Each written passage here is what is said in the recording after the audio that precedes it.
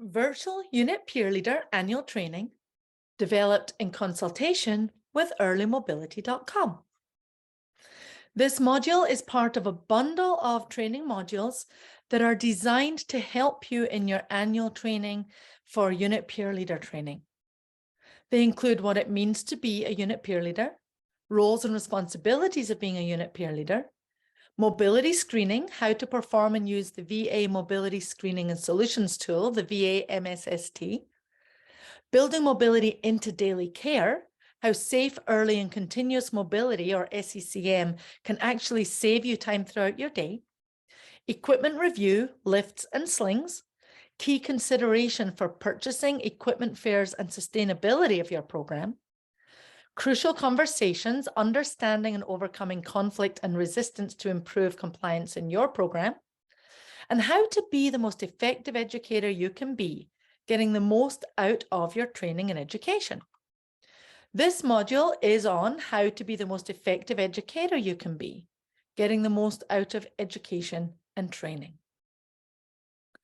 A disclaimer, earlymobility.com does not endorse any one product or product vendor and does not sell any safe patient handling mobility technology. The videos used for these modules are purely representative of the types of SPHM assistive technologies available.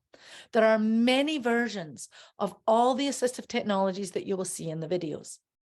Check with your SPHM facility program manager to determine the models you have in your facility. Our objectives for this module are to determine what makes a good educator, how to get the most out of training, and to explore different training ideas that will appeal to different kinds of learners. We know that great education can help overcome resistance to change. It's not the only thing that works, but we know that when we are effective in our transfer of knowledge and our teaching of skills, that goes a long way to help people feel confident in their ability to teach or to use what we are teaching them. We will learn in this module about self-efficacy and about mastery of skill and how important that is. But ultimately, effective educators empower others to succeed and achieve things they didn't think they were capable of. So before we jump in, I'd like you just to reflect for a moment. What are you feeling coming into this training today or before you view this module today? Are you frustrated that you have to view this module or be in this training when you're so busy? Are you excited to learn new things? Are you angry with your manager because they expect so much from you? Are you concerned that this will just be one more thing that you have to learn and already add to your hectic schedule? Are you ready to learn how to move your patients more safely because your back really hurts? Are you excited to be able to make a difference for your coworkers' health and safety? Maybe you can't wait to learn a safer way to transfer so that you can get a patient, Mr. Jones, up to the bathroom instead of using a bedpan. Or you want to be able to provide better care for your patients. Maybe you're in a place where you know this is important, you know you should just learn it, but you're just so tired. Or you're in the training, you're thinking, I wonder what I'll make for dinner tonight. Or I wonder what I'll do this weekend or when I get out of work. How you come into this module and what your mindset is going to affect how much you get out of this module. Similarly, those that you are teaching are coming into your training with any combination or other thoughts, feelings, emotions. We learned more about how emotions affect our actions in the Crucial Conversations module. We talked there a little bit more about communication. But in this module, we're going to talk specifically about education and training and how you can get the most out of it. But understanding where your learners are at is a really good way to address and help to achieve a greater transfer of knowledge, transfer of skill, which is ultimately what training and education is about. Why do people resist change? They fear the unknown, they lack the information and the education, they may not fully understand why the change is needed in the first place. They fear a loss of security. Sometimes people are really good and their identity is in being a really good nurse, a really good therapist, a really good doctor. When we ask people to change the way they're doing things, there's a period of discomfort where we are the learner, the novice, and that can threaten our identity as an expert. So this is particularly relevant in our seasoned co-workers who have a lot of knowledge, a lot of experience. If we can be sensitive to this as trainers and educators, our training and education will go further. We don't see a problem with the old way. We fear loss of power, control, lack of resources. We're training on something, but we don't have enough equipment for people to actually use what they're being trained on. Bad timing, too many competing priorities. We do have to think about how much training we're doing and when and what other things are going on in our unit or in our facilities. Old habits are hard to break. People are comfortable in their comfort zone. That's why it's called a comfort zone, right? So some of the things that we can consider even before we do the education is the timing, receptiveness, and readiness to learn. Belief and confidence in success. Do we believe? Do you believe 100% in what you're teaching? Do you believe you can be successful and your unit and your team and your facility can be successful?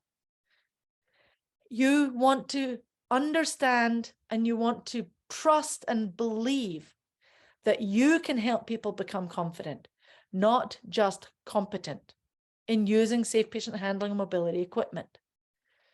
You understand different learning styles and suggested activities for each type. You understand the need to follow up and retrain on skills, even after the initial training and education has occurred. Once is not enough when we're developing skills and complex uses of those skills. For example, we might train on each other in a classroom, but then we've got a patient who's in pain or has a sacral wound or is scared or doesn't want to cooperate with us. That's a different skill set. And we have to learn not just how to use the equipment, but how to apply it to some of those challenging scenarios. Keys to success with safe patient handling mobility programs include accountability and proper education. One without the other does not work. Even with the best education, if we don't hold each other accountable, things don't change. We change for a little while, but we slide back into our old behaviors. Expecting compliance without proficiency sets staff up for failure. So we cannot demand compliance and do audits if we have not trained people adequately. There are many frequent education models that we use in healthcare. Equipment fairs. Think about what makes those effective or ineffective. Do we know what we're evaluating and how to evaluate? If it's just, do you like this piece of equipment over that one? Well, this one's blue and that one's purple and I like purple better. That's not an effective equipment fair. If it's that I like this sales rep better than that sales rep, that's not effective. We've got to help people understand the features of the lifts that we are evaluating, of the slings that we're evaluating. In the lifts and slings module, we talked a lot more about looking at all the different features of lifts and slings by category. Have an evaluation form where people can rate on a 1 to 5 scale how well they like or dislike different pieces of equipment. New hire orientation, annual training, in-services on new equipment, or even refresher in-services on old equipment. Are they mandatory? How long is the training? Have you given enough time? What do checkoffs mean? Does that mean I am competent? Does it mean I am proficient? Does it mean I am a master? We're going to dive into this a little bit more. I have a 15-year-old right now who has just completed driver's training, or a couple of months ago. He thinks he's the best driver in the world because he knows how to start a car and how to make it go and how to make it stop, right? But he doesn't know all the nuances of driving. How do other drivers respond? How do I adjust for different weather conditions, for different traffic flows? If I'm in the inner city versus on a rural country road. These are the elements of proficiency and experience that are so important to mastery of safe patient handling. And so we have to make sure we understand if somebody's checked off, it means that they've just got the initial training. Or maybe in your facility, check off means that you've done all the steps for experience and practiced with the equipment multiple times, and then you check off. What's important is that you understand what that means. What does annual competency look like? Again, it might vary from one facility to another, what you expect before you determine somebody to be competent. But make sure everybody understands that and you're all on the same page. What kind of follow-up occurs after initial training? What are our preceptors or unit-based educators teaching on the unit? What do our unit peer leaders feel comfortable training on? Are there gaps? For unit peer leaders, if you're watching this training, where are you strong? Where are your gaps? We'll dive into that a little bit more. Communication and learning. The person receiving the information is the expert in the impact of the communication. What do I mean by that? How did I receive the information and how did it impact me? What expectations did I have? How will this information affect me? Can I see how that's relevant and valuable to me? Have you ever had a conversation or an argument where you said what you thought was very clear, you delivered your message in a way that you thought was crystal clear, and the other person didn't do what you thought they were going to do with that information? And you're like, well, didn't we have this conversation? Didn't I tell you about this? And they're like, yes, but that's not what you said. And when they explained to you what they heard, it was two different things. This is why paraphrasing is such a valuable strategy when communicating important messages. The person delivering the information is the expert and controlling the intent. You know what you intended to convey. You know what you want them to learn and why you want them to learn it. How much information to give at one time. Clarify the expectation of intent ahead of delivery. So always when you're delivering important content, ask somebody to paraphrase. Has this made sense to you? Can you tell me what you heard? Can you show me what you think that we want you to do? And if somebody's just not doing it, jump back a little bit and say, maybe I didn't communicate as clearly as I thought I did, and paraphrase and say it in a different way until you know that you've reached agreement. Crucial conversations to align deliverer messages with receivers' messages. This is the what's in it for me, WIFM anagram. So again, we talk about that more in the crucial conversations module, but take the time to understand where some of these conflicts and misunderstandings can occur. They can occur on either side of that bridge, in the deliverer or the receiver of the information. There are also many other factors that influence learning: generational, cultural, stress responses, distractions, sleep deprivation, optional learning environments.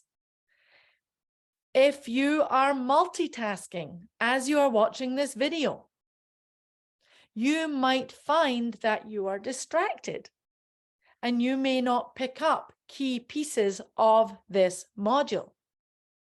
We tend to do that, especially in the post-COVID world, where so many things are done over Zoom.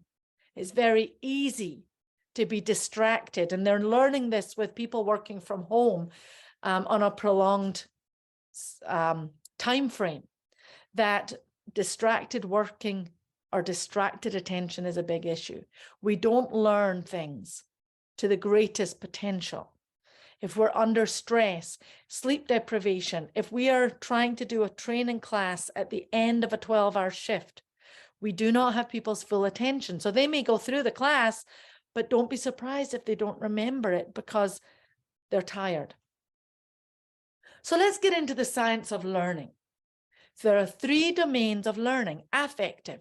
Why do I want to do this? Or why should I consider doing something new?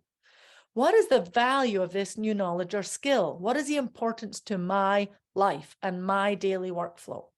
If I don't understand the why, I may not even hear the what or the how. So helping people understand the why is such an important element of effective education and learning. Cognition, or the cognitive domain. What is it that I need to learn? What knowledge is needed? What are the facts? What are the components? How does this lift move? What are the buttons? What are the slings? What does the lift look like? What do I need to know to be successful in my mind? But there's a third part of domains, there's a third domain of learning, which is called behavioral or psychomotor. How do I actually apply the knowledge? What do I actually do with my hands and my body? I need to actually practice putting the sling on, bringing the lift in, hooking somebody up, making sure the sling is not pinching. If the task includes materials or things, I have to practice actually doing it. And we know that the more complex a piece of equipment is, the more times it takes to become proficient and safe and confident, not just barely competent. The learning pyramid and retention, when you are designing your training events or you're delivering education or training, and this might be from working with a coworker on your unit level, peer-to-peer. It might be from a facility program manager teaching your unit peer leaders.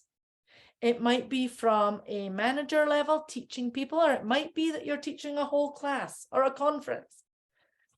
We know that passive teaching methods are less likely to result in knowledge and skill retention as participatory or active teaching methods.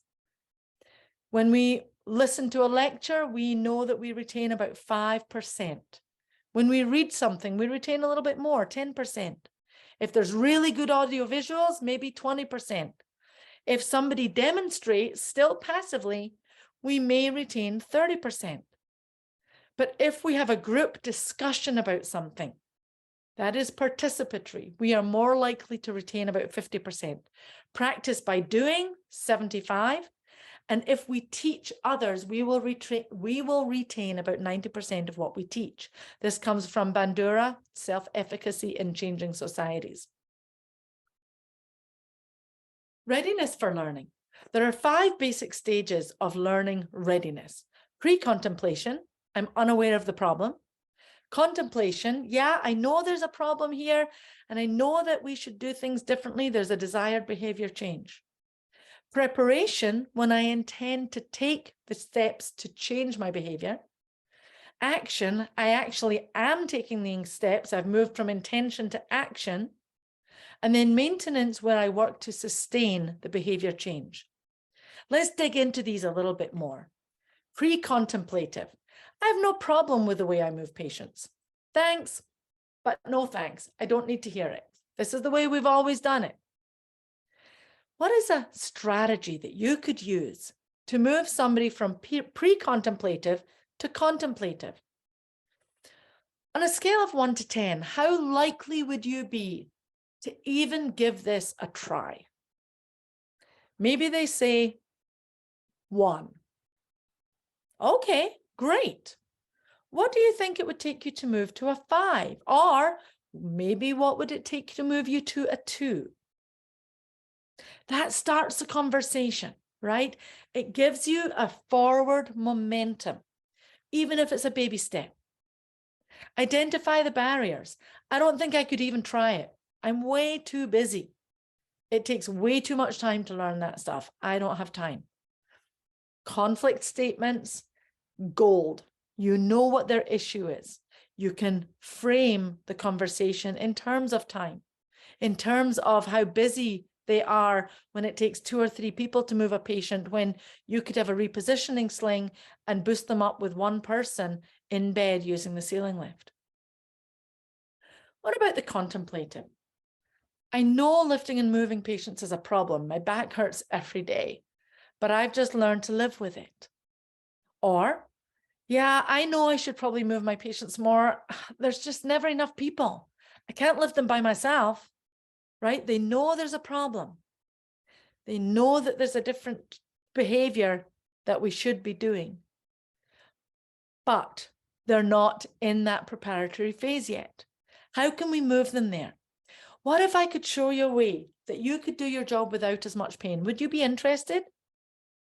Or do you think learning the equipment might help you to help your patients move without always having to wait for another person? Can I show you? Maybe at lunchtime tomorrow, or you know what, when's the next time you have 5 minutes? Show them one thing that will help their job be easier. That will help their brain to realize and to overcome this barrier in their head that it takes too much time. Back up, take baby steps. What about somebody who's in preparation mode? How do you recognize that stage? I need to work with my manager to free up some time so I can come and learn it, right? They recognize they're ready. They haven't done it yet, but they know what they need to do. What are some strategies that you can then use as the teacher? Follow up on their preparation ideas. Hey, that's a great idea. Let's talk to your manager. I can even come with you. We can look at the schedule together. Let's look at a time that works. And even if it's a month out, put it on the schedule. Remind the manager. You saw that in the crucial conversations strategies as one of the examples. Schedule the training or the in-service. Talk with your unit manager. Try to implement the employee or the co-worker's ideas where possible, or discuss possible alternatives. What about somebody who's in action? They're already performing the training, the education until they reach proficiency. Determine proficiency level and grade your teaching accordingly. We'll talk about that a little bit more in the next few slides. Design training opportunities to have multiple exposures to equipment. Practice. Design training plan that moves somebody from novice to experienced or proficient and potentially to mastery. Not all co-workers, we use the word employees here, but staff, co-workers, unit peer leaders, facility coordinators. And then in maintenance mode, ensure regular audits and checkups for the behaviors. If we're looking at new equipment, that might be an opportunity to pull in some of the people who are at the maintenance mode to help us. And then look at leading versus lagging indicators. Are people using equipment? That's a leading indicator. Do we see it in the documentation? Do we see the equipment being used? A lagging indicator is somebody gets hurt because equipment wasn't used. The first thing we have to think about is self-efficacy. Self-efficacy is the belief that I have the skills and knowledge to be successful at something. It is an important first step in being an effective learner or teacher. Mastery is when we actually succeed at the task or behavior under consideration. When we're looking at self-efficacy, we model or we encode behavior observed in those we respect. In childhood, this can be parents or other close adults, and we learn how others are treated when they do certain things, as we also learn how we are treated when we do or don't do certain things. So by our observation of others, we can start to make judgments, and we do this as human beings all the time. When we see people succeeding in small things, be really intentional about drawing attention to that. Celebrate it with other peers.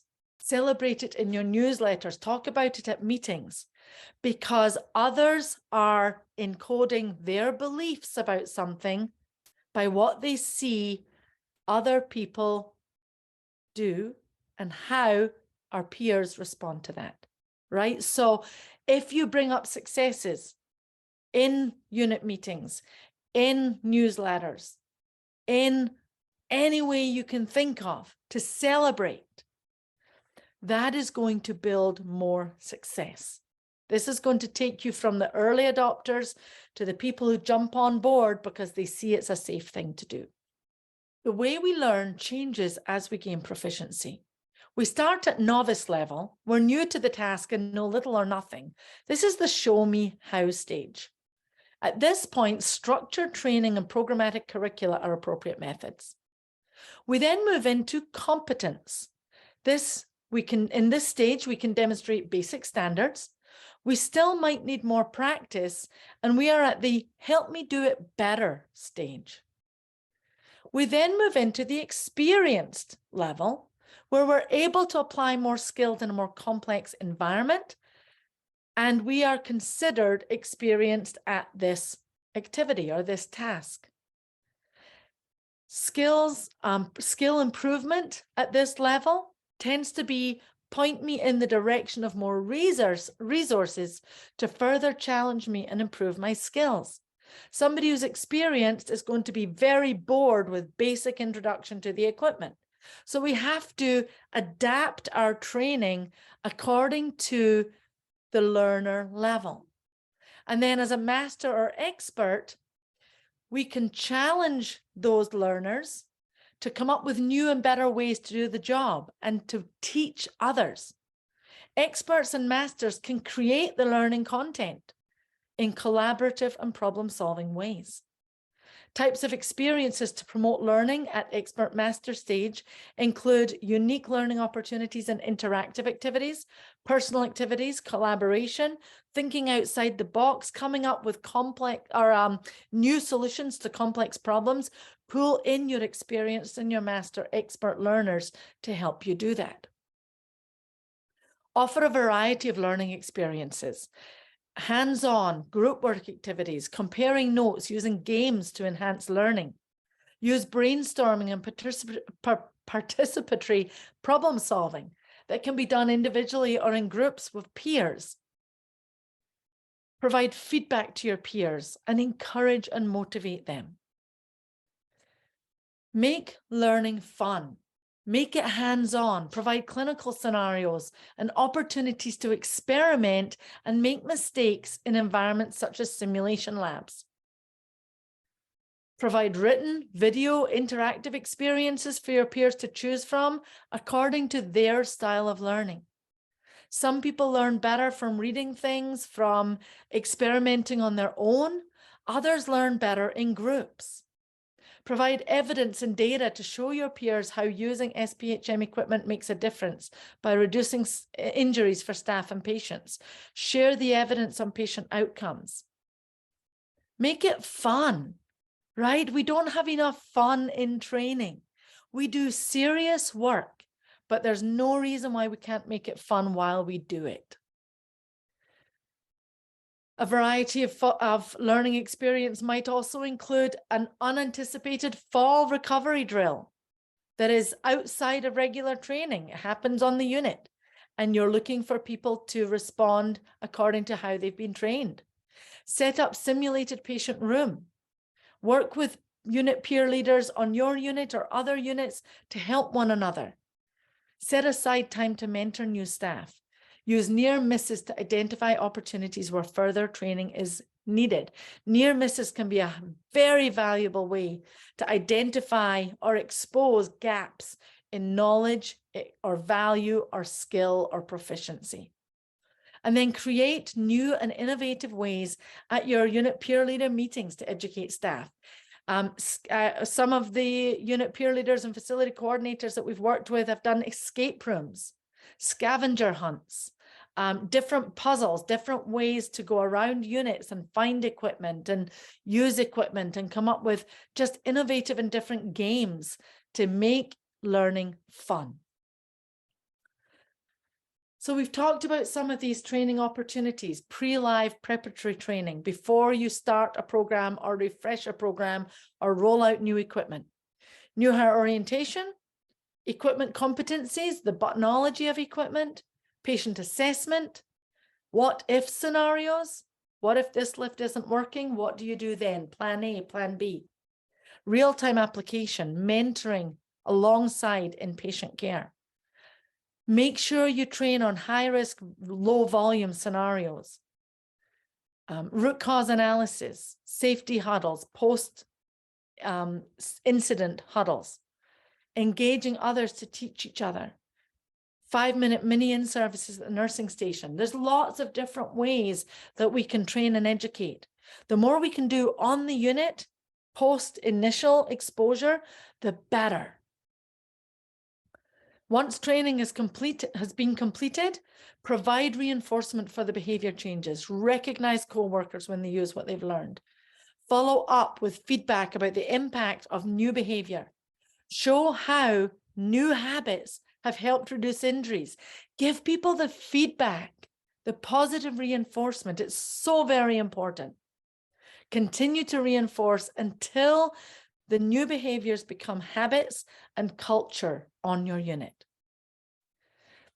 A quick reflection as you think about your skills as an educator, having gone through this module. Just take a moment to consider, as you look at these different elements, are you a novice? Do you think you're competent, experienced, or do you think you've fully mastered your ability to be an educator or your ability to utilize all the equipment?